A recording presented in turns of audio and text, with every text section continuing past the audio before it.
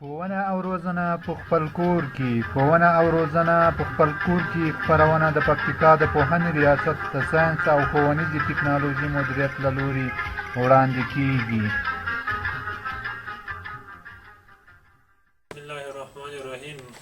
موږ تاسې نن درس د 11 صنف بیولوژي څلورم درس د رایبوزوم او مایتوکاندریا دا دواړه موضوعات دي.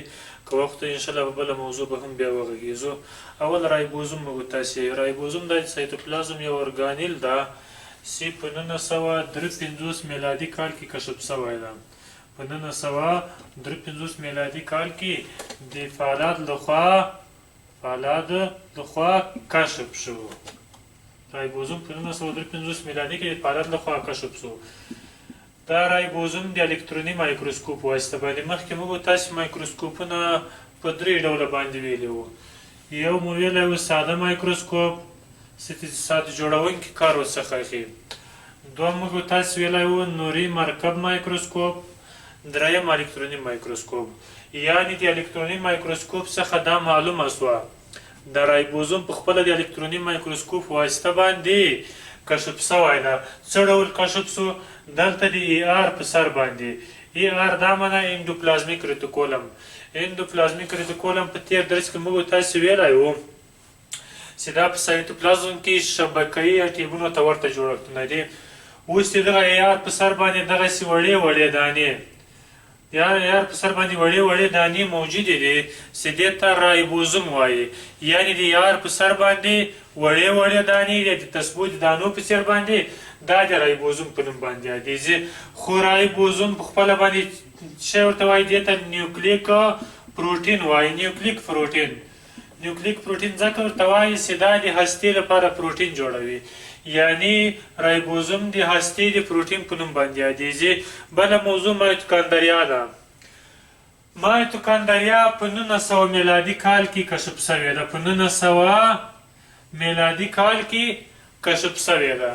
میلې ته ورته یا بیضوي جوړښت لري. میلې ته ورته یا بیضوي شکل لري. یعنی په دې شکل دغه مایتوکاندریا په سایتوپلازم کې موجوده ده. خود مایتوکاندریا په اول ځل باندې د دوه ساینسدانانو لخوا چې یو ته التمن وي او بل ته جارمین وایي. التمن او د جارمین لخوا په 1894 کال کې مایتوکاندریا په اول ځل باندې د التمن لخوا په 1894 میلادي کال کې دا مشاهده سوه او په 1890 میلادي کال کې دا مایتوکاندریا کشف شوه. په 1890 میلادي کال کې مایتوکاندریا څوړ شوه دا کشف شوه. خو دا مایتوکاندریا ډېر واړه جوړښتونه دي. یعنې په سایتوپلازم کې تقریبا شمېر څو ته رسېږي؟ په سایتوپلازم کې شمېر تقریبا 2000 دانو ته رسېږي. یعنې دا معنی چې په یوه حجره کې تقریبا شمېر څو ته رسېږي؟ 2000 ته رسېږي. یعنې 2000 په اندازه باندې مایتوکاندریاوې موجودې دي. خو بورګر او جارمین په 1966 میلادي کال کې بورګر او جارمین دا دواړه ساینسپوهانو دا دوه ساینسپوهانو دغو دواړو داسې تزویج کړه چې مایتوکاندریا دا له حجروي غشا څخه منځته راغلې وي. بورګر او جارمین دا یې تزویج کړه چې شاید د مایتوکاندریا نه ده، دا له حجروي غشا څخه منځته راغلې وي. ځکه یوه حجره 3 برخې لري. په یوه حجره کې موږ تاسې 3 برخې وینو چې یوه برخه یې دا حجروي غشا ده، د حجرې یوه برخه ده. بله دویمه برخه ده چې دې برخې ته وایي سایتوپلازم. دریمه برخه چې ده دا هسته ده. موږ تاسې د مایتوکاندریا او د حجرې دویمه برخه یو کاریت د حجرې دویمه برخه یې دا سایتوپلازم ده. اوس دوی وویل چې بورګر او جارمین چې شاید دا مایتوکاندریا له دغه حجروي غشا څخه منځته راغلې وي. او دا مایتوکاندریا ترکیب له دوه ډوله موادو څخه شوی دی. مایتوکاندریا ترکیب له څو ډوله موادو څخه شوی ده؟ له دوه ډوله موادو څخه ترکیب شوی ده چې یو چې دي عضوي مواد او بل چې دي غیر عضوي مواد. یعنې له دغه دوه ډوله موادو څخه مایتوکاندریا جوړه شوې ده. خو دوه طبقې لري. څو طبقې لري د دوو پردو په واسطه باندې مایتوکاندریا پوښل شوې ده. یوه یې بهرنۍ پرده ده او دویمه چې ده دغه لاندنۍ پرده ده. اوله بهرنۍ پرده دا یې په خپله باندې د میټریکس په نوم باندې یو ډول مادې څخه جوړه شوې ده. د مایتوکاندریا بهرنۍ پرده دا د میټریکس په نام باندې د یو ډول پردې څخه جوړه شوې ده او دا په خپله باندې مایتوکاندریا ته له همدې لارې مواد داخلیږي. بل د سایتوپلازم ترکیب 90% له فاسفولیپید څخه شوی ده، یعنې 90% د مایتوکاندریا ترکیب دا له شحمو څخه شوی ده. شحمو د مایتوکاندریا په جوړښت کې زیاته برخه اخیستې ده. دا د حجروي تنفس مرکز هم بلل کیږي، یعنې د حجروي تنفس دوه ډوله عملي موږ تاسې لرو. یو د انابولیزم عملي موږ تاسې لرله، بله عملیه موږ تاسې په 10م صنف کې دغه درس ویل شوی ده. بله عملیه د میتابولیزم په 11م صنف کې انشاءالله په راتلونکي کې بیا هم تکراریږي. نو دوی وایي چې دا مایتوکاندریا د حجروي تنفس مرکز بلل کیږي. دا معنا چې د حجرې لپاره 90% انرژي د مایتوکاندریا په واسطه باندې برابریږي. 90% د ټوله انرژي د حجرې لپاره څه برابروي؟ دا د مایتوکاندریا برابروي. بل د اوبو د اندازې او د کلسیم دنده په غاړه باندې لري. د اوبو د اندازې او د کلسیم خو انشاءالله تاسې پیژنئ چې د هډوکو په جوړښت کې مهم رول لري. یعنې د انسان بدن تقریبا 1 کیلوګرام کلسیم لري او دا په هډوکو کې موجود ده. که چېرته د سړي له هډوکو څخه که چېرته د انسان په بدن کې کلسیم کم شي د دغو هډوکي نري کېږي، هډوکي سوړ کېږي، هډوکي نري کېږي چې دې ته بیا د هډوکو پوکی یایي. سړی د هډوکو په هغه باندې اخته کېږي، په نریوالي باندې اخته کېږي، یعنې د هډوکو په کمزوري باندې مبتلا کېږي. او که چېرته دوی وایي چې په ماشومانو کې دا کلسیم کم شي، کلسیم اندازه کمه شي، که چېرته دا اندازه په ماشومانو کې کمه شوه نو دا ماشومان د راشتیزم په ناروغۍ باندې اخته کېږي چې دا په خپله باندې د هډوکو نرموالی ده. یعنې که چېرته په ماشومانو کې د کلسیم اندازه کمه شوه د هډوکو په نریوالي باندې څوړ کېږي، اخته کېږي. بل د ای ټي پي زیرمه، ای ټي پي په مایتوکاندریا کې زیرمه کېږي. یعنې ای ټي پي په خپله باندې څه ده؟ ذخیره انرژي ده. ای ټي پي دا معنا چې اډینو ترای فاسفیټ که چېرته له اډینوسین کلوي سره 3 د فاسفیټ ګروپونه وصلو، که چېرته له اډینوسین کلوي سره 3 د فاسفیټ ګروپونه وصلو دې ته موږ تاسې ای ټي پي وایو. خو دا له دغه ای ټي پي څخه بیا انرژي ازادېږي په مختلفو مرحلو کې. یعنې په مختلفو مرحلو کې له دغه ای ټي پي څخه انرژي ازادېدلی شي. څومره ازادېدلی شي؟ دغه د ای ټي پي دا رابطې متیږي، دا په ای ډي پي بدلیږي. ای ډي پي بیا په څه باندې بدلیږي؟ دا په ای ام پي باندې بدلیږي. یعنې له دغو څخه انرژي ازادېږي، ځکه دا انرژي په څه کې زیرمه ده؟ دا په ای ټي پي کې زیرمه ده. کله چې په ای ټي پي څخه انرژي ازادېږي دا په ای ډي پي بدلیږي. ای ډي پي بیا دا معنا چې اډینو ډای فاسفیټ، دا اډینو ډای فاسفیټ دا بیا په ای ام پي باندې بدلیږي. دا بیا دا معنا چې اډینو مونو فاسفیټ، یعنې که چېرته له ای ډي پي څخه انرژي ازادېږي دا په ای ام پي باندې بدلیږي. ای ام پي اډینو مونو فاسفیټ دا ذخیره شوې انرژي وه چې په مختلفو مرحلو کې له دغه ای ټي پي څخه ازادېږي. بل لایزوزوم ده. لایزوزوم دا هم د سایتوپلازم یو ارګانیل ده چې په 1950 میلادي کال کې کشف شوی ده. لایزوزوم دا د سایتوپلازم یو ارګانیل ده چې په 1950 میلادي کال کې د ډیوي لخوا کشف شوی ده، یا په 1995 میلادي کال کې په کتاب کې راخیستی دی.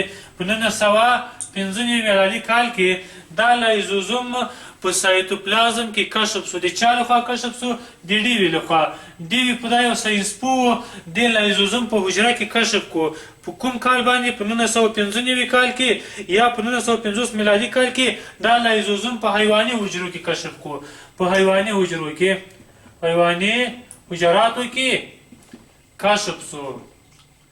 کله چې لایزوزوم په حیواني حجراتو کې کشف شو دا جسمونه له مایتوکاندریا څخه ډېر کوچني دي. دا لایزوزوم چې ده دا له مایتوکاندریا څخه ډېر کوچني جسمونه دي، یعنې د مایتوکاندریا په پرتله باندې دا ډېر کوچني دي. خو څه دندې سرته رسوي؟ هضمي او تجزیه کوونکي دي، یعنې مواد هضموي. مواد تجزیه کوي. د حجرې په داخل کې د دې جسمونو په واسطه باندې مواد هضمیږي یا تجزیه کیږي. څو تجزیه کیږي؟ موږ تاسو دوه ډوله عملیه لرو. یو سي ته وایي فعاله لیږدونه، بل ته وایي غیر فعاله لیږدونه. فعاله لیږدونه او غیر فعاله لیږدونه دوه ډوله عملیې دي. اوس د فعالې لیږدونې عملیې عبارت دی له اندوسایتوسیس او اگزوسایتوسیس، او د غیر فعال لیږدونې عملیې عبارت دی له اسموس او نفوذ. دوه ډوله عملیې دي، خو د غیر فعال لیږدونې عملیې دلته د فعالې لیږدونې عملیې دلته پکارېږي. کله چې د اندوسایتوسیس عملیې په واسطه باندې مواد حجرې داخل ته کله چې د اندوسایتوسیس عملیې په واسطه باندې مواد حجرې ته داخل سو، اوس دلته د لایزوزوم په واسطه باندې هضمیږي. یعنې لایزوزوم دا خوراکي توکي دا په وړو وړو ټوټو باندې ویشي. کله چې دا په وړو وړو ټوټو باندې وویشلو دا غذایي مواد هضم کوي. له هضم څخه وروسته دا د حجرې د ودې لپاره دا مواد پکارېږي.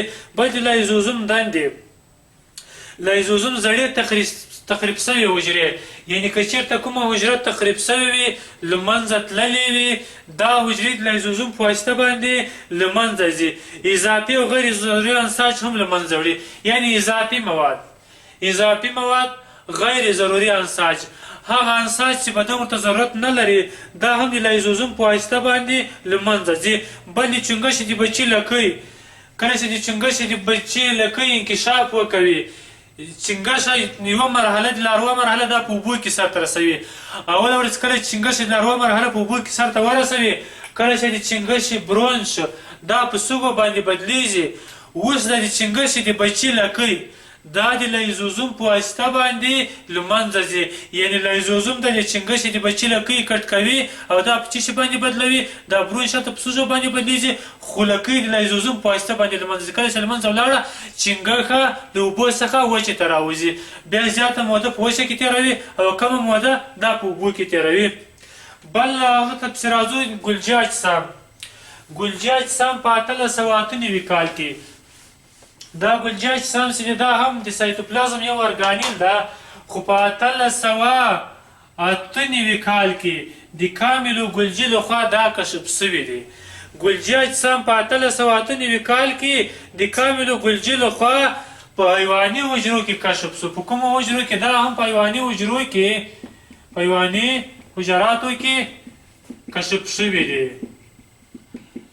دا په حیواني حجراتو کې کشف شوي دي، خو دا کڅوړو ته ورته جوړښتونه دي. دا څه ډول جوړښتونه دي؟ کڅوړو ته ورته جوړښتونه دي. کله چې د الکتروني مایکروسکوپ لاندې دا ګلجي اجسام ولیدلو، کله چې کاملو ګلجي د الکتروني مایکروسکوپ لاندې دا ګلجي اجسام ولیدلو، نو دغه ګلجي اجسامو کڅوړو ته ورته شکل لرو. څه ډول شکل باندې له کڅوړو ته ورته شکل یې لرو، او دا د یوې غشا په واسطه باندې یو له بله جلا سوي دي. یعنې د څه شي په واسطه باندې؟ د غشا په واسطه باندې.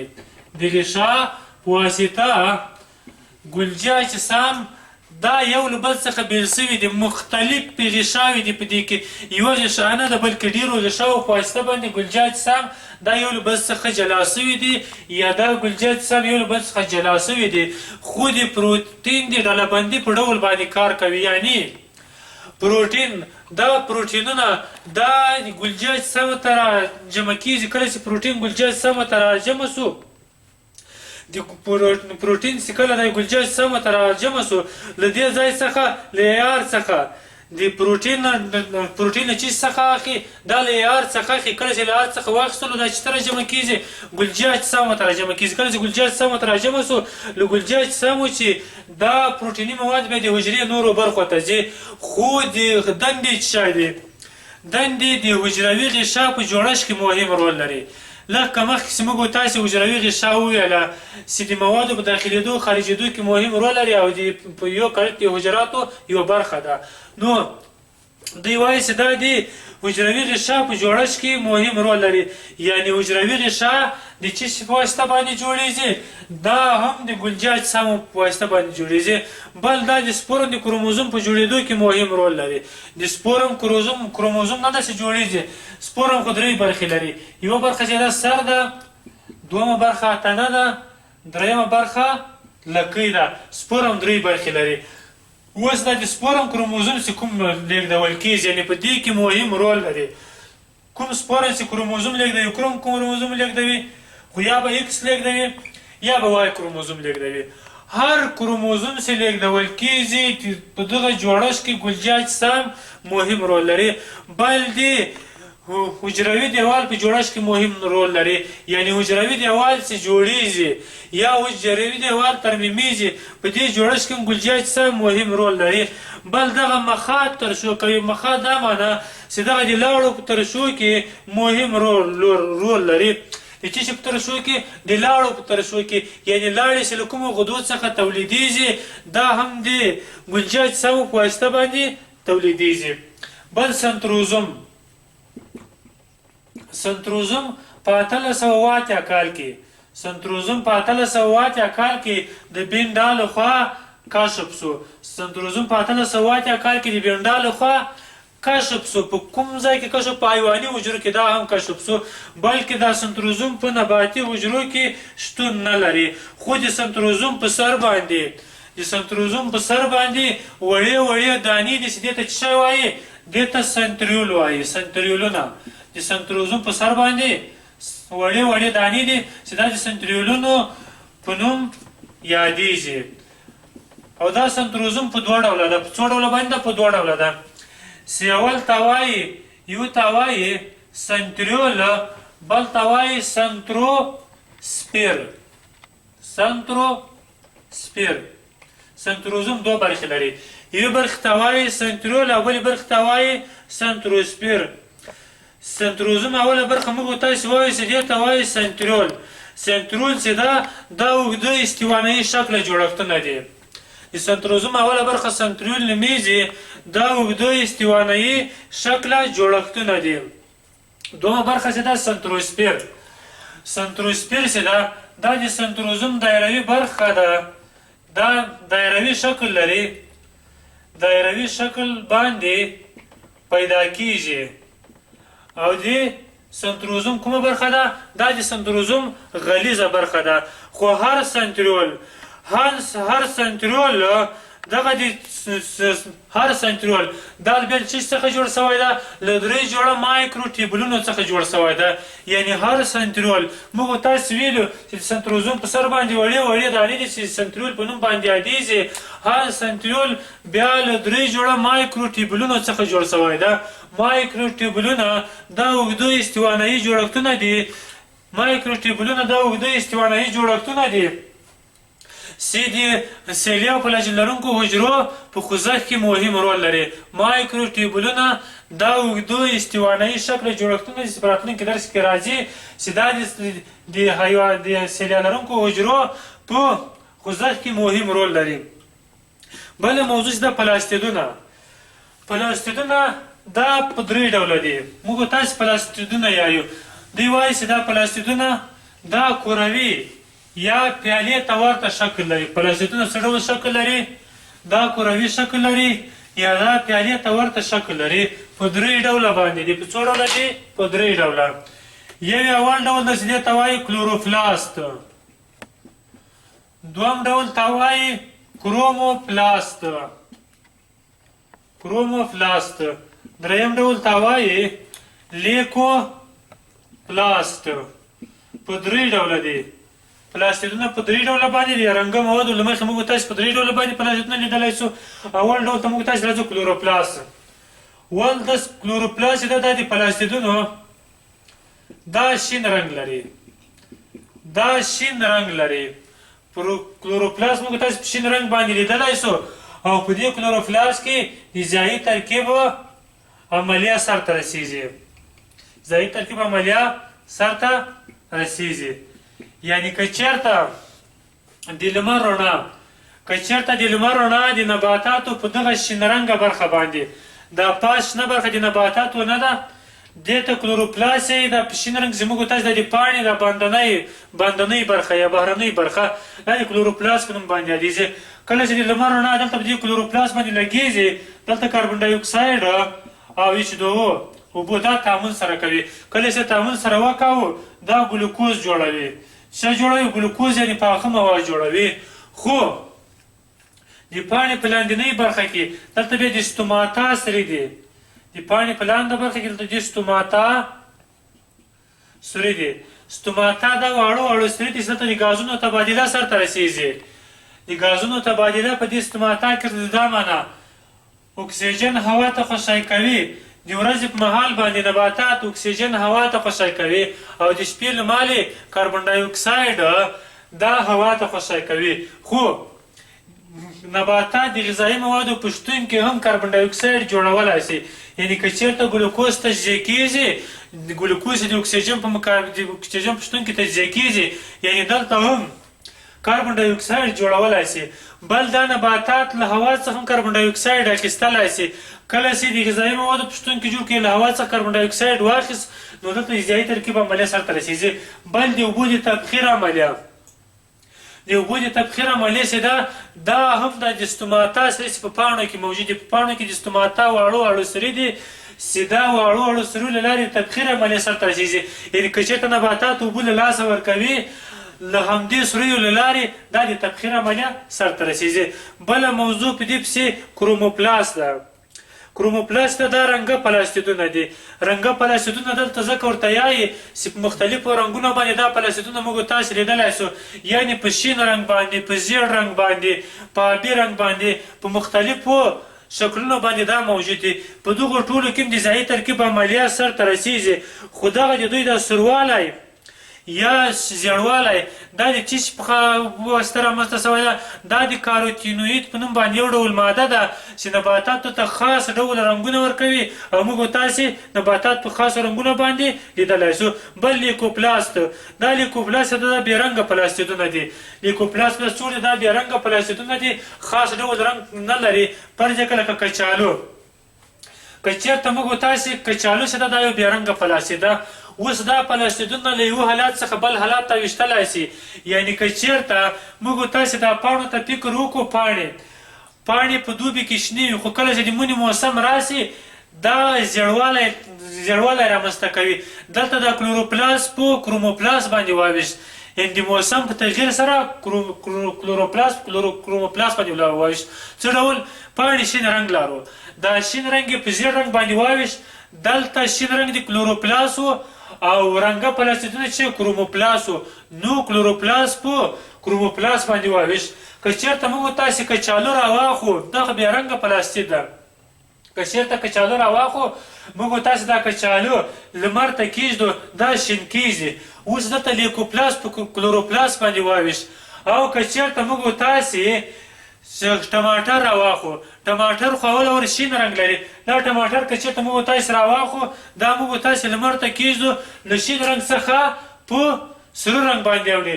دلته کلوروپلاس په کروموپلاس باندې بدل شو.